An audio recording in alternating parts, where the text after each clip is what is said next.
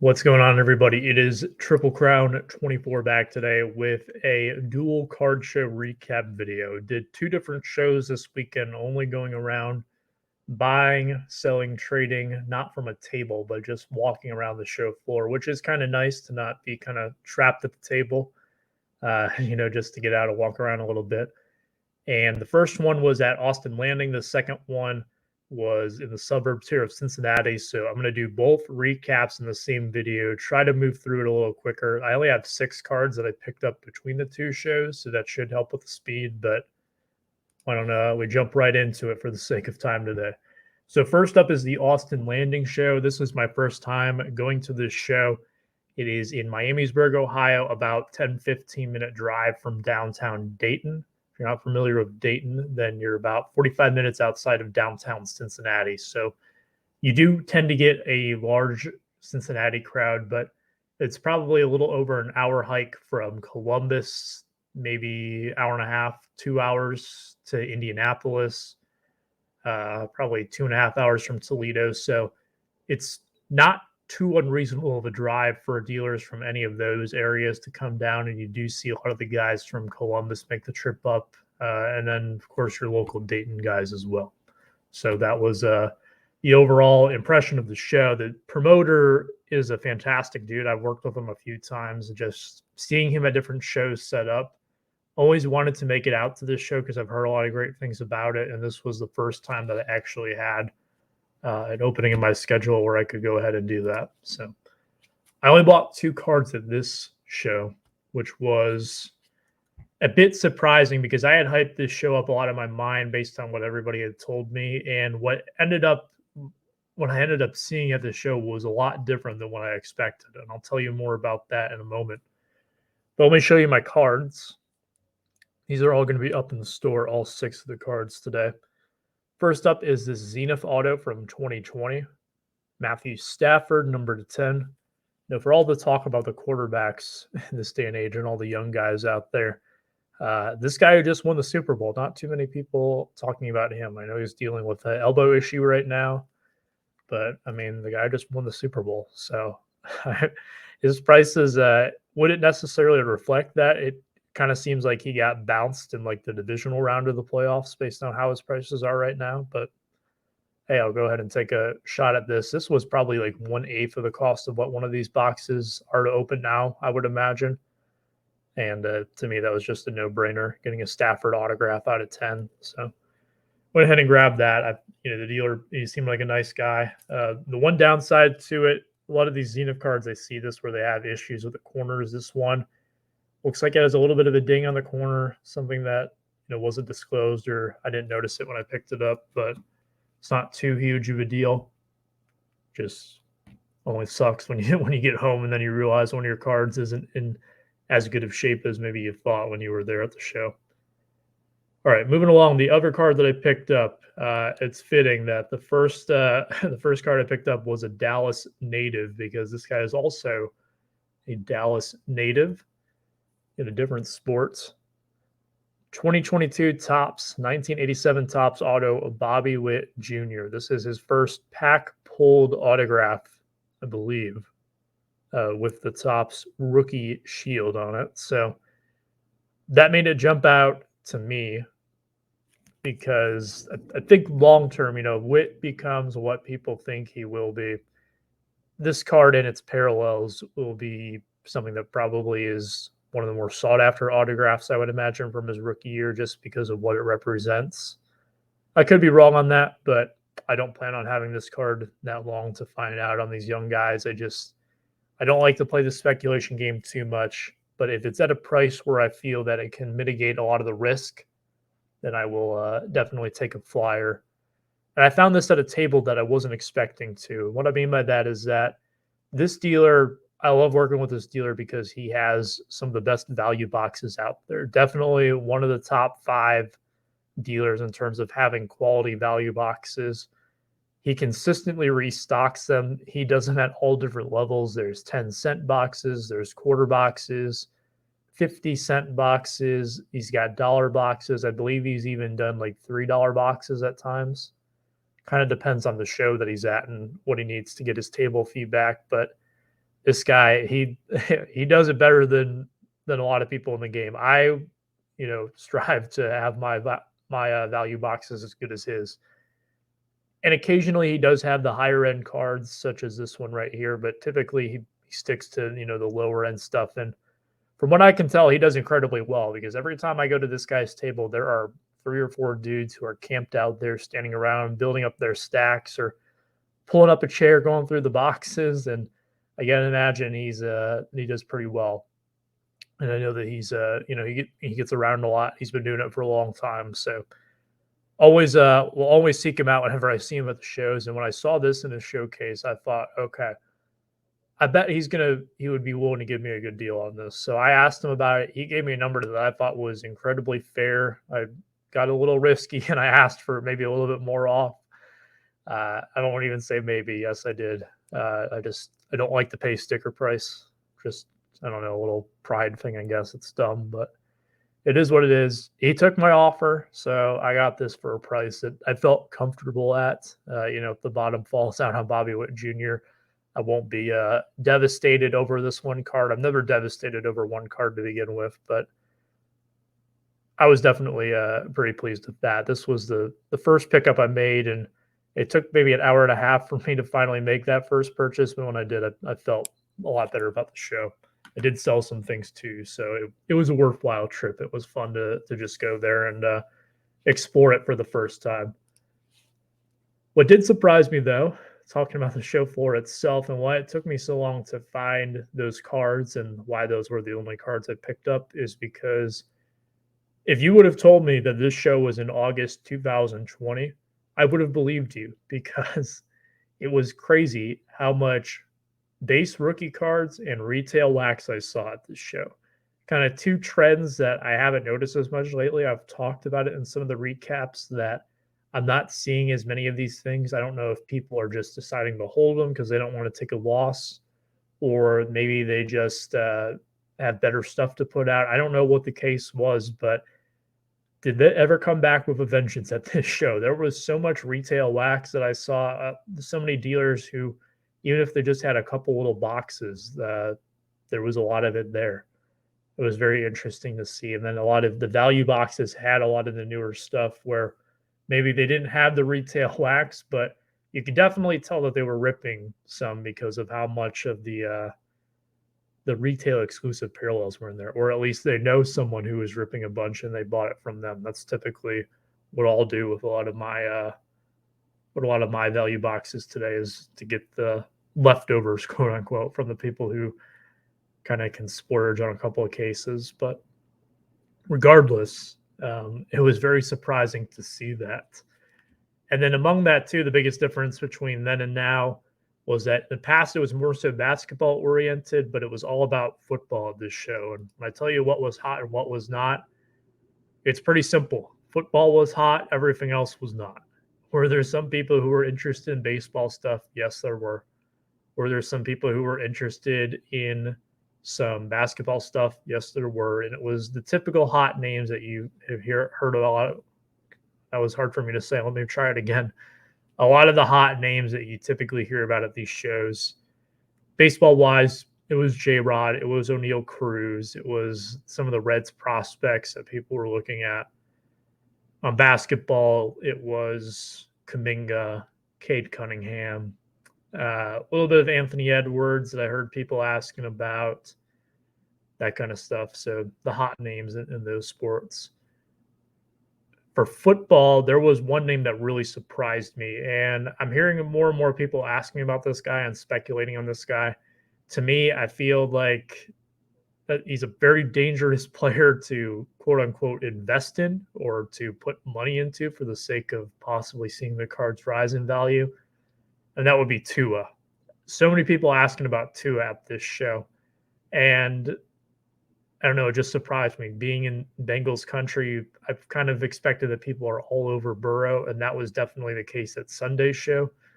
But this Saturday one, it was just all about Tua. Not even as much about Herbert and Allen, which is kind of the gold standard, if you will, outside of Burrow. But so many people in on Tua. So let me give you my takeaways, and then we'll move into the second half of this recap here. Something I liked, something I didn't like, something I liked. You guys know the drill.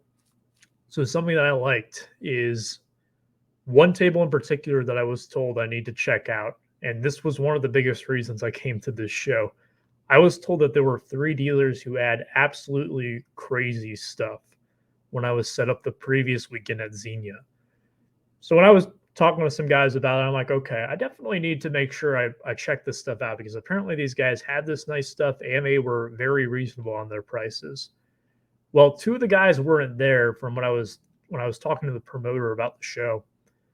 Those guys didn't come back for this one, but there was one of the guys who was there, and let me tell you, I posted a picture on Twitter of one of his display cases, and it might have been $1 million worth of cards in this display case. Just some really early exquisite stuff. There was like a whole row of LeBron autographs, a whole row of Jordan autographs, and low number Jordan patches and relic cards, and some like crazy dual autographs. It was one of the most insane cases, just because you very it's seldom to even find one of those cards out there. They've kind of become unicorns. They're almost 20 years old now. A lot of them have kind of been stashed away in private collections. So to see that stuff come out and then to see it all in one place, it was just mind-boggling. And if you're a fan of any of that kind of stuff, go check out the picture I posted on Twitter, and it will blow your mind. It blew my mind. And this guy, he couldn't have been more humble about it too. I think he had his son with him, if I'm not mistaken, and they were incredibly nice. I was asking about a couple of cards and some of their lower end stuff, which even their lower end stuff was like $1,000.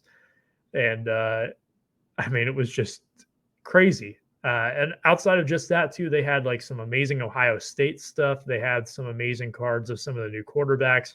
They had some really sweet like NT flawless autographs of some basketball legends, your Hall of Famers. Just incredibly cool stuff that's just right up my alley. So I was glad that they were there, because I wanted to see this stuff for myself, and it was just a great experience. Let me tell you something I didn't like, and this is I guess this is a weird thing to bring up, but I was talking to the show promoter, and bless this guy's heart, because he's one of the nicest people that I have run into.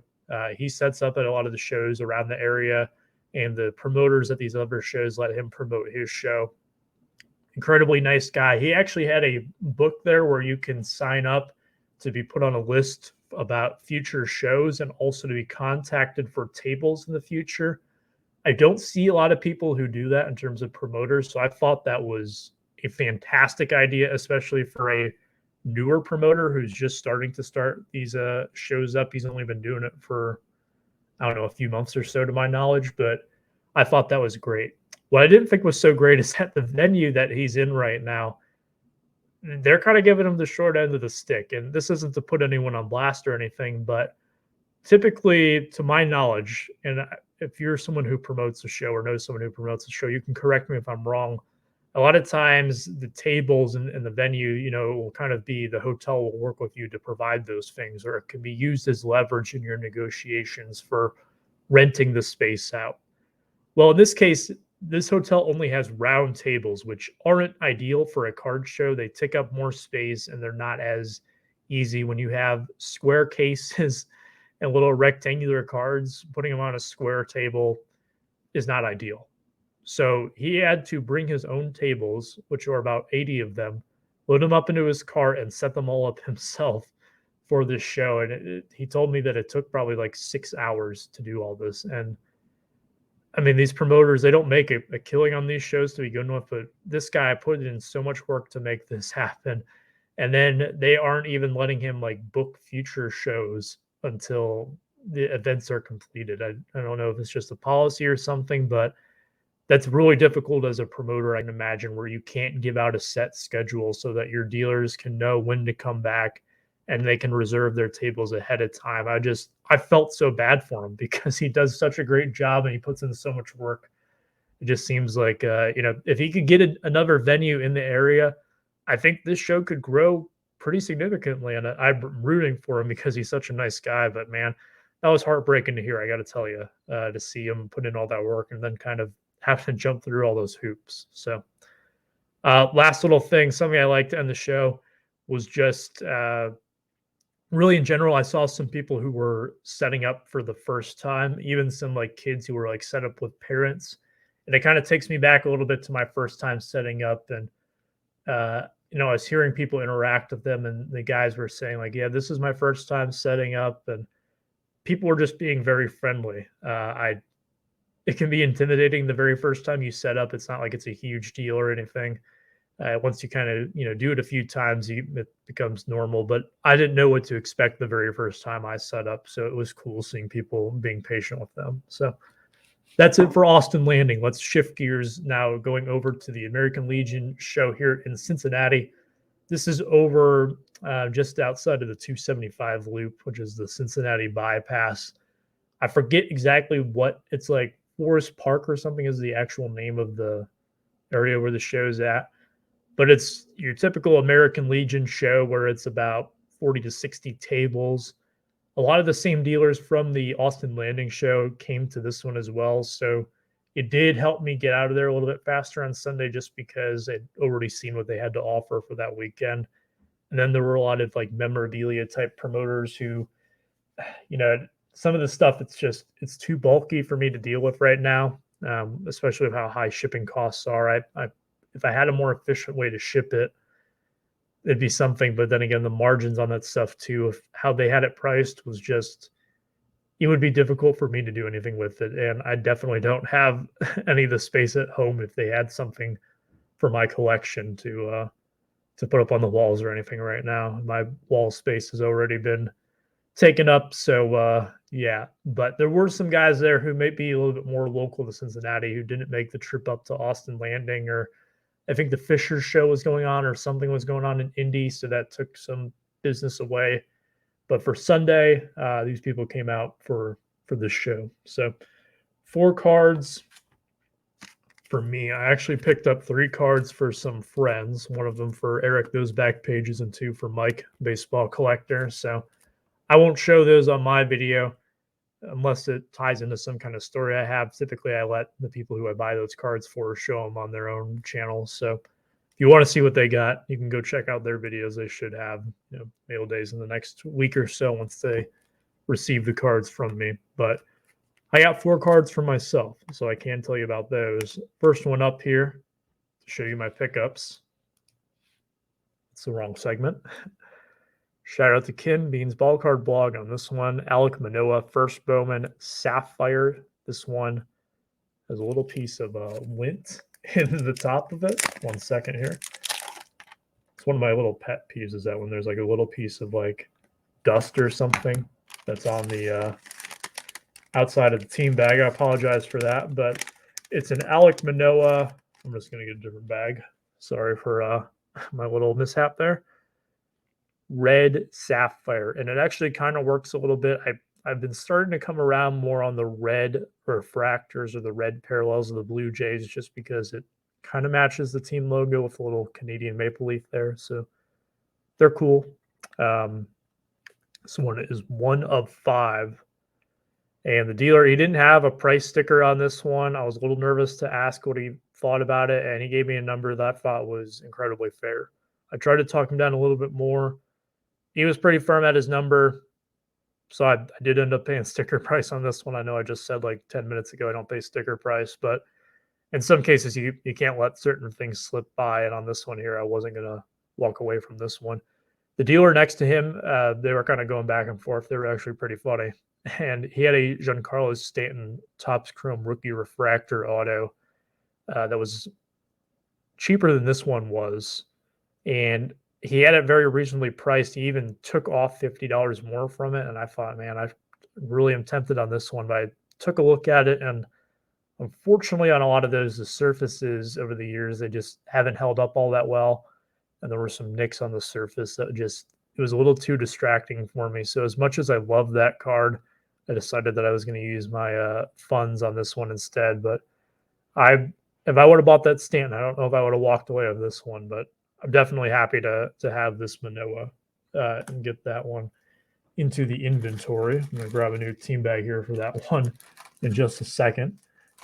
But moving along here, I did run into my friend Daryl, who asked if I wanted to take a look at his stuff. He got back a grading order that he was paying for and was looking to move some slabs. So I went through. He's always got nice stuff. We've done many deals before. I've known him for years now. And he had this one, and I'm a sucker for some shine, especially some early to mid 90s shine and late 90s shine. And it doesn't get more OG than 1993 finest. So Hall of Famer Carlton Fisk here, PSA 9. Beautiful card. I got this for what I thought was a fair price. I tried to talk him down more as well. He wouldn't budge. He won the war with me. I gave it and I bought it, but appreciate him hooking me up on this card here. So very cool to get that. Next one up. This one kind of jumped out at me because this is a dealer who has a lot of Griffey stuff. And typically when someone has a lot of one player or they're very passionate about one player, I don't usually try to make an offer on it because I feel that they're going to be a little high on it or they're going to value it more because that's their guy. I'm the same way with Miggy, where, it's my own bias, right? Where I value Miggy more because he's my favorite player. But when he told me the price on this one, I was like, you know what? This is not too bad. And it's interesting too because of the inscription. So this is 2004 Sweet Spot. The kid, Ken Griffey Jr. And I used to love these Sweet Spot autographs. They've kind of fallen out of favor with me just because a lot of times they've ended up fading over the years. There are some now where I still see people who open like the 2007 one. Box is like 15 years old and the signatures are just completely faded depending on what ink they used. So just one of those things that didn't hold up well over time and largely have been phased out. I know that Absolute Baseball, Panini, they still do them, but they've kind of, I think they've taken more measures to make sure that those autographs aren't prone to fading over time. But when I saw this one with the inscription on it, I thought that was very interesting because I do see quite a few of these Sweet Spot autographs from various players over the various years that Upper Deck made these, but very rarely do you see the inscriptions with them, especially on a guy like Griffey. So that stood out to me. I'm like, you know what? I'm going to go for it. Ended up making a deal. So that was a cool one. Last one here was a partial cash, partial trade. I was able to move some of my cash along with my Joe Namath Playbook Auto and my Joey Bart Immaculate RPA to get this. And I mean, a Namath Auto, my Namath was a sticker. This one is also a sticker, so I wasn't too attached to it. And it was from a brand, Playbook. It wasn't too, like I said, not the end of the world. It's one that I didn't mind letting go of. And then Joey Bart, I mean, I'll gladly trade in a guy like Bart and the more so rookie prospect guys to get someone like Larry Legend any day of the week. So the dealer was extremely cool dude. Very glad to work with him. And he had some nice stuff. This one jumped out to me the most. It was probably his most asked about card because I saw at least 4 guys, I want to say, who were looking at that card at some point, just as I was observing the show. But I ended up getting it. It's the 2010-2011 Gold Standard, I believe the first year of this product. Golden Anniversary Autograph, Larry Bird. This one numbered 9 of 10. Just super cool. Love Gold Standard. Used to really love it back in the day when it first came out. And just had to have it. So I ended up striking a deal on it. So there you have it. Tell you about the show floor. A lot of memorabilia at this show. There was a supplies dealer, and it was kind of cool the way that he had it set up because there's a stage. There's 2 separate stages. There's like one that's a performance area stage, and then one that's kind of like a backstage where it has the concession stand and all that. And I think the restrooms were back there too. And on the actual like performance stage, they had this like half circle setup of the supplies, and I just thought it looked cool the way that they had all that laid out there.